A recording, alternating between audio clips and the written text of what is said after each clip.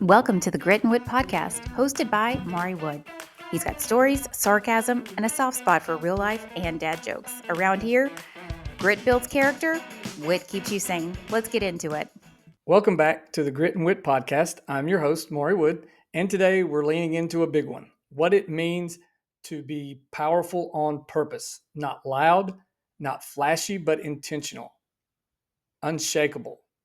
We're going to talk about the quiet strength of showing up when it's hard, leading your family with conviction, and learning to carry your calling even when no one's clapping. This one's for anyone who is tired of living on autopilot. Let's dig in, shall we? So the story goes, I have coached my son in flag football. I've coached my oldest son. Let me go back. I've coached my oldest son in flag football for several years. He aged out, so I was unable to coach anymore, and I really enjoyed it. So my youngest son decided he wanted to give flag football a try. So my oldest son and I started coaching his team this year. Things. This was not a good season. We'll just, if those of you who have been coaches before, you have good seasons and you have bad seasons. This was a bad season. Anyway, it's their 7-year-old. I mean, what are you going to do?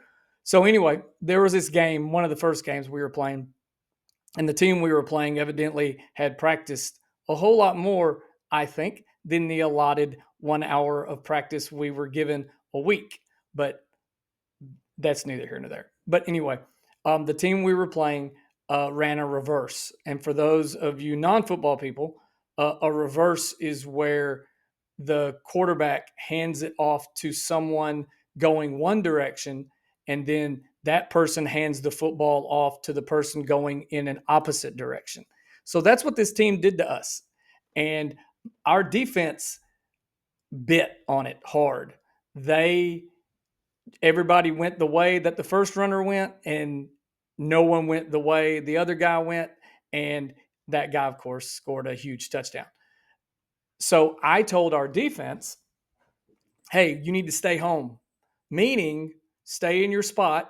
So if that happens again, we can hopefully pull the flag.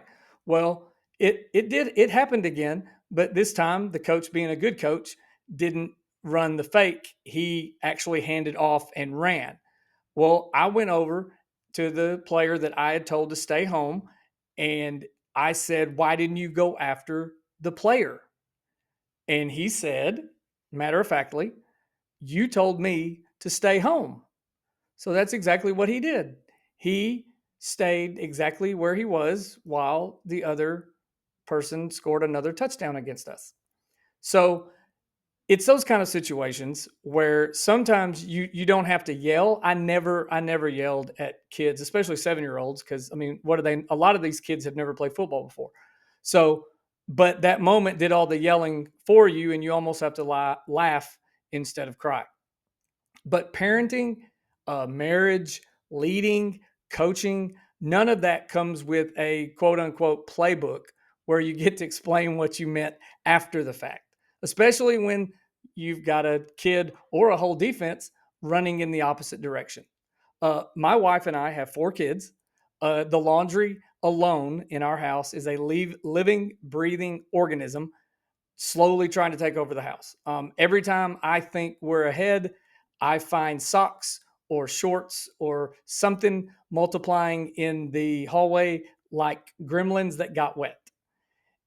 In a house like ours, things can go from everything is fine, everyone is fine, to we're unraveling in the time it takes to argue about the definition of a clean room.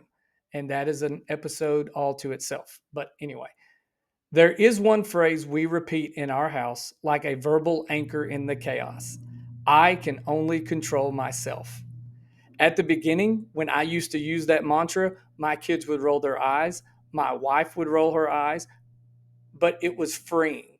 Being able to say, I can only control myself, releases you from responsibility.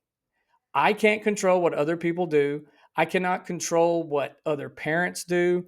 I cannot control what the people I work with do. I can only control myself and be the best version of myself that I can. Not so much for myself, but also for those around me. But lived out, when you really do it, it's a superpower. Being the grown up often means being the thermostat and not the thermometer. Let me explain. Let me go into that. I grew up in a house where my dad had a stressful job. Some days when he had bad days, he kind of brought that day home and we had to deal with it. I said I wasn't going to do that. I have tried my best to leave my bad days at work. I was in education. I have been in retail. Now I am blessed enough to get to work from home. So I don't technically, I guess, if I have a bad day at work, it's a bad day at home. But I still, once I clock out, as far as I'm concerned, I try to be, my day is over. So getting back to the thermostat versus the thermometer, a thermometer is affected by the environment around it. If your air conditioner goes out, your thermometer is going to go into the 80s and 90s during the summer, especially in Tennessee because it's bad. In the wintertime, it's going to be colder. The thermostat controls the environment around it. I can go to my thermostat right now, knock it down to 66, and our house will be comfortable. In the wintertime, I can bump it up to 80 if I wanted to burn up, but I can control the environment. I'm pushing a button that's controlling everything around us. It's our home. I'm controlling that. As a leader, mom or dad, or frankly, an older sibling, if you're listening to this, you control the environment. You are the one that can take control of the environment and influence it. Now, as a parent, I mean, granted, we have all been there. When the laundry seems to be never ending, the homework got forgotten again or misplaced or whatever excuse your children like to use, um, and you're frankly rethinking everything you thought you knew about logic.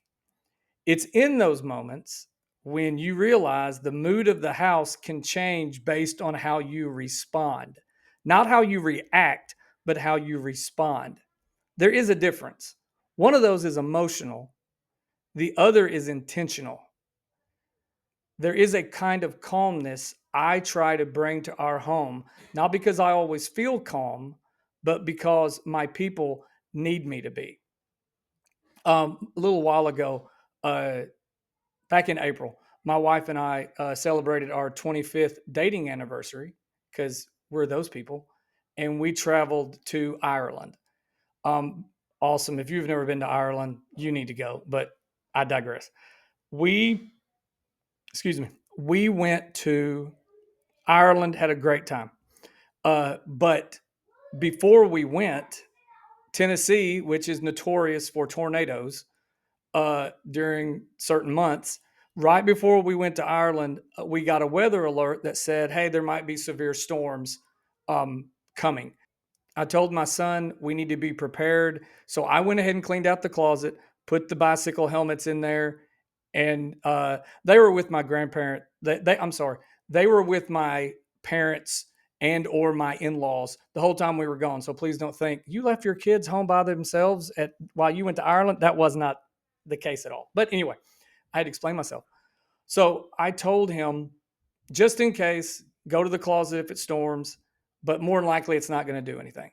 Well, lo and behold, it tornadoes were like, there were tornadoes warnings like every 45 minutes. It was bad. Like he texted me and said, we didn't get any sleep last night. They canceled school, not so much, I think, because of any damage, but because no one got sleep the night before because the alarms and the sirens and everything else went off every 45 minutes.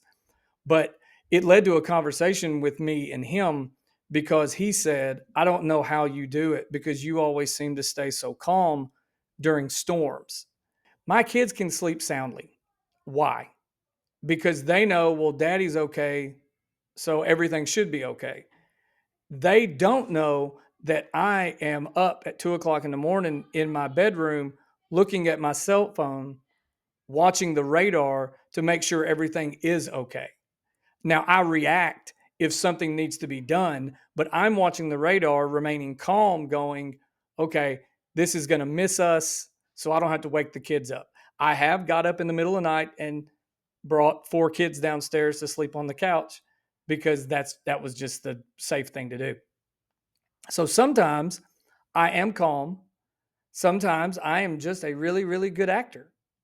But either way, the calm is a gift I want to give to my kids, to my wife, and frankly, to myself. The goal is not perfection, it's just steadiness, it's consistency, a strength that says, this house might be crazy, but I am not going to add to it. I want our kids to have a safe place to live. I want them to feel secure here. I want my wife to feel secure and safe. One of the best compliments she ever gave me was, "You make me feel safe." And that's just one of my roles I feel as a husband and a father is I need to take care of everything. So I don't always get it right, but I'm learning that the real strength is showing up with purpose and not just power. So thank you for spending a little time with me today. This week, whether you're chasing toddlers or teenagers, or coworkers or chaos, remember this: you're just not reacting to life, you are setting the tone. And you don't have to fix everything, guys. You just have to be the steady in the swirl of things. And remember, at the end of the day, you can't control everything, but you can control yourself. And that sometimes is more than enough. See you next time. This was the Grit and Wit podcast, hosted by my dad, Maury Wood. Follow the show or share it, please, or he'll make us clean the garage. What? Bye.